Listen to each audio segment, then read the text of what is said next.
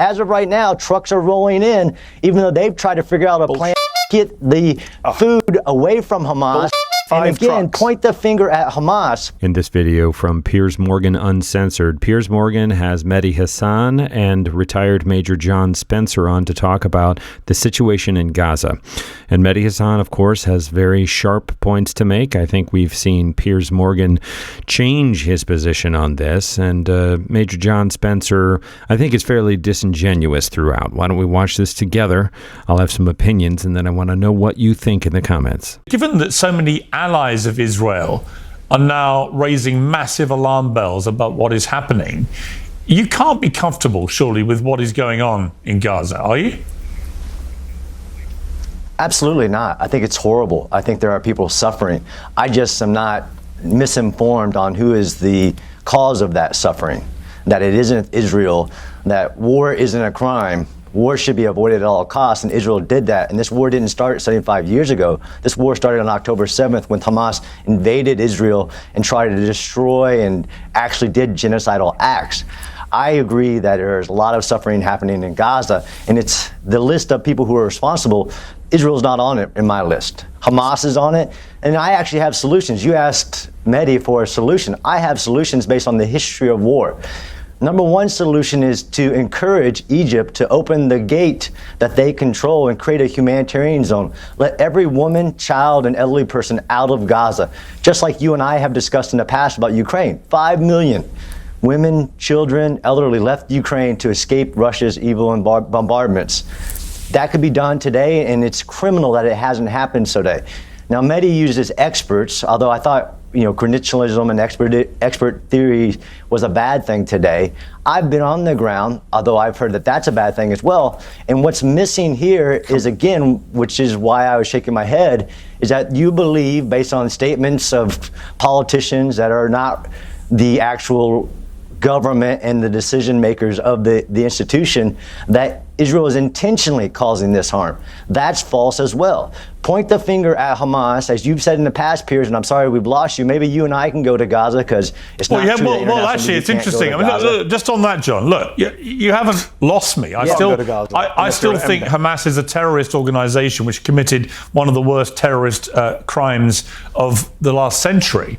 And they should absolutely no longer have any power in that region. They should absolutely be dismantled as a political force and the rest of it. I just see no evidence that Israel's mission statement to eradicate Hamas has worked. In fact, conversely, more and more reports are coming out that for every Hamas terrorist who's been killed, they're being replaced by 4 or 5 people who share that ideology. So the mission statement isn't working. And you say that Israel is not intentionally killing innocent people, but it knows it is killing a lot of innocent people. So its argument is we're going after Hamas, they're embedded in civilian populations, but they are killing a lot of innocent civilians every single day. And not just killing them, they're now starving them, which will also lead to deaths, which is a deliberate, willful act of trying to kill people. Would you accept that? It's a war crime. No, not at all. No, I mean, starving people? You can have your own opinions based on your assessment. Yeah, absolutely not starving people. So you're talking about the last 2 months of trucks not going in because Hamas was diverting it. Although the 42 days prior to that, 25,000 trucks went into Gaza. There is absolutely people hungry in Gaza. But Israel is not intentionally starving civilians. Is it trying to starve Hamas combatants in this war that was started on October 7th? No, the evidence doesn't show that. This is the damn lies of statistics and using certain organizations that are using trusted agents. Here's a good, for instance, recently, Medhi put on a British doctor in southern Gaza on his show. Maybe you've had him on, and he's talking about how bad the hospitals are. He's sitting in the European hospital in southern Gaza, where they just killed Mohammed Sinwar, who was in a tunnel underneath the hospital. This double standard about Israel, this double standard about war is problematic, Piers, and here's why. We're going to validate the practice of taking hostages. We're going to validate the use of your own population as human shields, because that's what Hamas is doing. Now, innocent civilians, of course, innocent civilians have died because Hamas does things like not let them evacuate when they're told to evacuate, like actually holding children in their arms while they shoot at the IDF. And again, we can go, and Medhi can probably go with Al Jazeera to the Hamas side and look for it ourselves on what you think Israel is trying to do. I also have well, what did you want Israel to do on October 7th? And had the world not stopped and done things like don't go to Rafah where the hostages are, where Yahya Sinwar is, this war would be over by now. Okay, I'll bring Medhi to respond. I mean, the one thing I would say is Israel's ongoing refusal to allow international journalists to operate freely in Gaza is a suppression of us uncovering the reality. You say come into Gaza. That's not true. Fox News. No. Israel Trey Yanks, Israel has barred almost every international journalist from getting anywhere near it. You know that, and I know that, and it's unprecedented. I'll be there for my sixth time. Next month. It's unprecedented for international journalists to be banned in this way from a war zone. It's unprecedented, and it does beg the question, John. Why? That is the $64,000 question that Piers Morgan has posed. Why? And he's going to give Mehdi Hasan an opportunity to respond to John Spencer. I just want to let you know there was an advertisement that Piers Morgan did here that I have clipped out, and it'll pick up right after that. Now, Medhi, your response to what John has said there? I mean, I don't know how I can respond. So much gaslighting from the very beginning.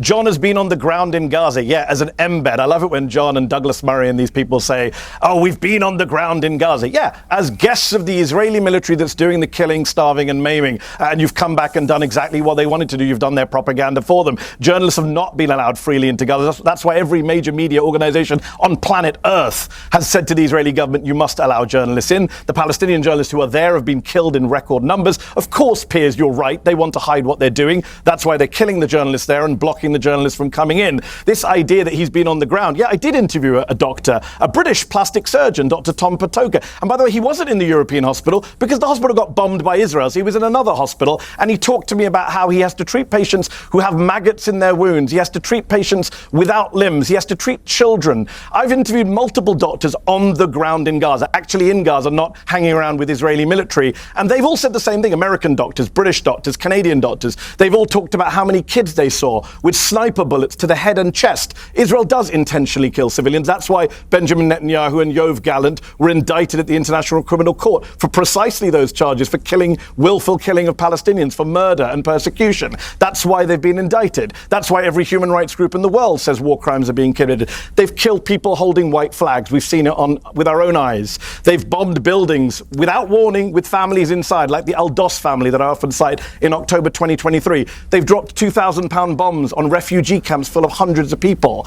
They have killed 7 aid workers in a clearly marked World Central Kitchen aid convoy. They've bombed World Food Programme convoys, leading to Cindy McCain, the wife of the most pro-Israeli senator of my lifetime, to come out and condemn Israel for attacking aid workers. John wants you to ignore Cindy McCain and British and American doctors and human rights groups and your own lying eyes watching people with white flags being gunned down. He wants you to believe him and his Israeli military minders. Damn. I mean, say what you like about Mehdi Hasan, but dude knows how to lay it down. Okay, Medhi, before we go back to John to respond to that, the question that he raised, and I think I've asked you this before, but I'm still curious about, given the way this has all played out, how should, and I saw Bassem Youssef being asked this on Trigonometry last week, I think it was, and he struggled to answer. How should Israel have responded to a terrorist attack, which, just to remind viewers, over 1,200 people were murdered, nearly 7,000 more were wounded, over 250 people, including babies and Holocaust survivors, were kidnapped and taken hostage, and many of those have died. How should Israel have responded to the biggest attack on its people and its land since its existence?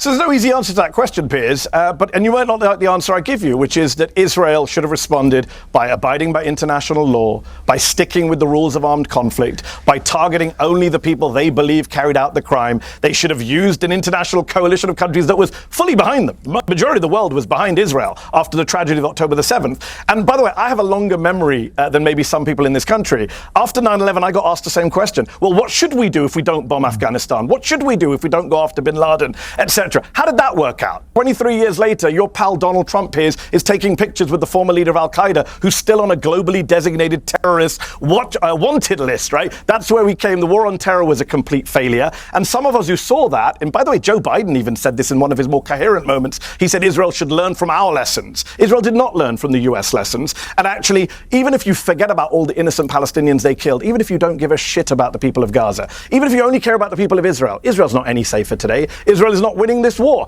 John said on Times Radio a year ago, I went back and checked, March of last year, John said, we're very close to winning. Israel's close to victory. Over a year later, they're not close to victory. They're just starving children and denying baby formula. And the former Israeli general who ran the Gaza division said a few months ago, Hamas is winning this war. So they've not made themselves any more secure. I don't have some perfect solution for what they should have done on October 7th, but I do think they shouldn't have killed 50 to 100,000 people, and they should have made themselves less secure. And by the way, the Prime Minister should have resigned because he's the one who let it happen on his watch. I wish that they drilled a little into the metrics for what is considered winning this war. Well, I certainly agree with that. And I do think there'll be a day of reckoning for Netanyahu. The problem is, John, that Netanyahu is facing corruption charges and a trial, which may well lead to his imprisonment if he's convicted. So there's no motivation for him to bring this to an end anytime soon.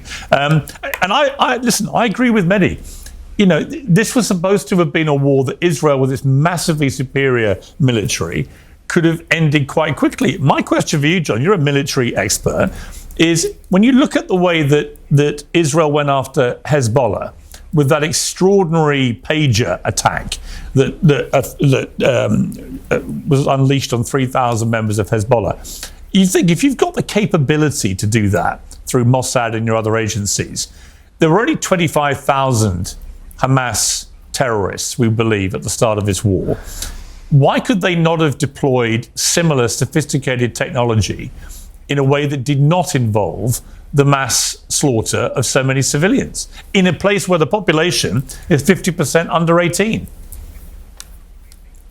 Sure. I mean, not to say that experts are a good thing, but Medhi has said he doesn't know much about military affairs, but he does talk about it a lot. So in your question, it's pretty easy to answer, is that it's a clear sign that Israel did disengage from Gaza, and the human intelligence that was required to pull off a historic pager operation against Hezbollah couldn't be replicated because Israel didn't have that level of intelligence in Gaza because it had disengaged and allowed Hamas to build this, what is a military challenge no military has faced in the history of really any war. And the fact that Hezbollah did let the civilians get out of southern Lebanon as the war began against them is a telling marker of why people can't understand what's going on in Gaza. Now, you didn't ask me the question of what Israel should have done, because I actually teach urban warfare at this scale. I've actually studied the history of urban warfare from Stalingrad to Fallujah, Mosul, Mawar, you name it. And when I said those statements on Time Radio, if the world would have allowed Israel to continue, 5 divisions going heavy against Hamas, moving civilians out of harm's way, we'd be in a different place. And this hypocrisy of the numbers, right? So there's 3 types of lies, damn lies, and statistics. There's been 85,000 children under the age of 5 who have died from starvation in Yemen since the Yemen civil war. I don't see protests and I don't see daily coverage on what's going on in Yemen, where there's 2 million people actually starving. So I actually know what is possible to achieve the goals that Israel said, and I've interviewed Prime Minister Netanyahu myself. The goals haven't changed, and they are achievable. And if you don't achieve them, you're only going to continue the cycle of violence. And had the world not stopped Israel back when they said, don't go to Rafah, you can't use big bombs against people in tunnels. This is crazy on what we're setting the standard for. This Israeli standard for war, if it continues, any nation trying to defend itself after being an attempted actual genocide against its people won't be able to. So I'm saying that Israel has done more to protect civilians in war, even when Hamas, who uses human sacrifice, is trying to get civilians killed. And they say this isn't John Spencer's word. Israel's done more to protect civilians than any other military in any comparable situation against something that nobody has seen as this evil of Hamas. But if you're right, John, why are so many of Israel's allies now turning on Israel? Why is the UK calling it morally unjustifiable Why is the UK, France and Canada combined to say they strongly oppose the expansion of Israel's military operations in Gaza? The level of human suffering is intolerable. They call for the release of the remaining hostages. Of course they should be released, but they say this escalation by Israel is wholly disproportionate. Donald Trump didn't even visit Netanyahu when he went to the Middle East for the week, right? All these things are adding up to me to a collective view by Israel's allies that they are losing the support of the people they should normally most rely on. So, you're very confident everything they're doing is completely justified, but their own main allies are not. Well, I think each ally should ask their own militaries and their experts within their country, like the UK. Why don't you ask Sir Andrew Roberts what the UK military would have done had that happened on UK soil? Because I can tell you what the United States would have done, and they would have also answered with overwhelming. You keep using disproportionate.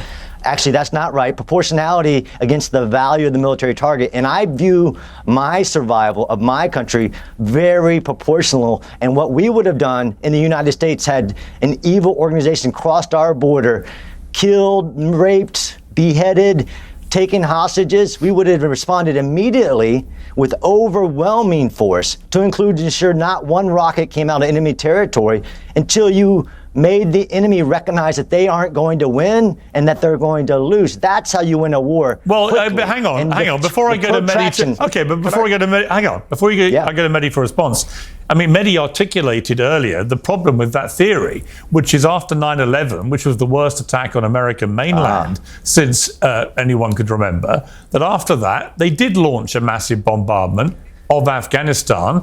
And where did that get America? Yep. In the end, it got America to a place where it left with its tail between its legs, with a load of people being killed on live television, horrific scenes, a betrayal of many people who had helped America during that war.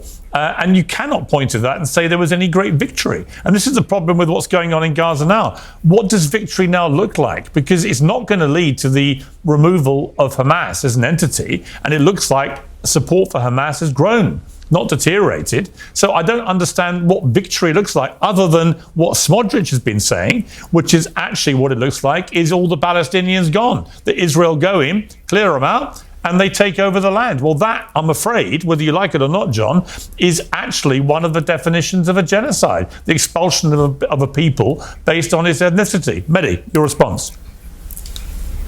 So, yeah, a lot's been said there. Thank you for coming back to me.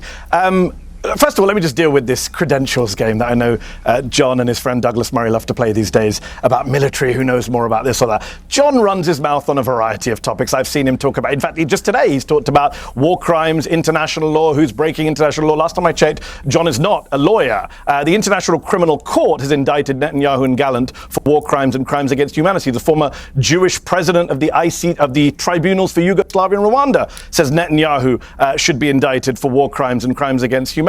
So let's just, we're going to play the expert game.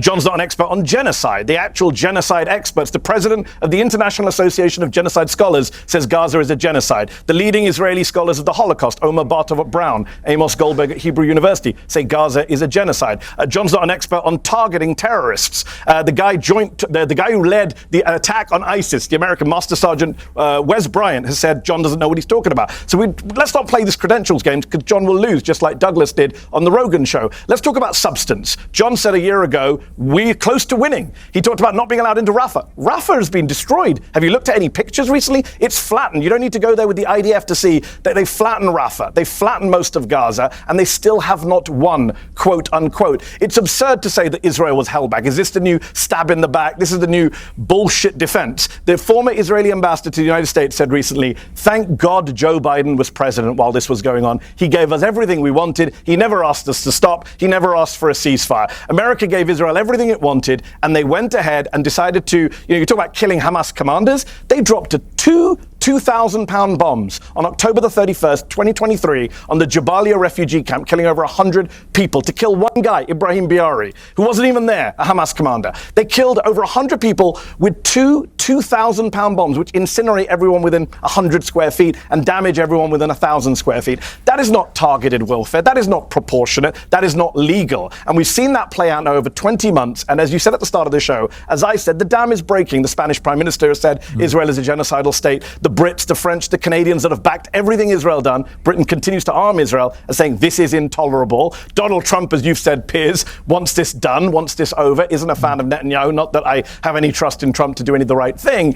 And I think the reality is, look, everyone can see with their own eyes, there's no justification ever for starving people. Since March the 2nd, to not allow baby formula and diapers in, only a sociopath would support that. And John's very smart, he's very eloquent, he comes on here, talks with stats, cites law. Back in Israel, the Israeli politicians and the Israeli journalists are saying openly genocidal things. They are saying everyone in Gaza is our enemy. They are saying we're going to get rid of everyone from Gaza. They are saying Gazan babies are not innocent. That's what they say on Israeli television, if anyone bothers to watch.